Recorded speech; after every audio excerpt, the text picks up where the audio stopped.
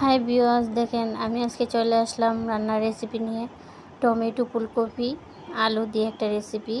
তো আমি সবগুলো কেটে রাখলাম এখানে। তারপর আমি এখানে সবগুলো কেটে রাখলাম। এরপর আমি চলে যাব, কড়াইতে একটু তেল দেব, তারপর পেঁয়াজ, মরিচ সবগুলো দিয়ে একটু ভেজে নেব। আদা রসুন বাটা, পেঁয়াজ বাটা দিব, তারপর লবণ দিব, হলুদের গুঁড়া, ধনিয়ার গুঁড়া, মরিচের গুঁড়া দিয়ে কিছুক্ষণ নেড়ে দেব। তারপর একটু পানি অ্যাড করব যেন পুড়ে না যায়। এখন আমি রেখে দেওয়া সবজিগুলো কিছুক্ষণ কষিয়ে নেব। কিছুক্ষণ কষিয়ে নেওয়ার পরে একটু পানি অ্যাড করব এখানে।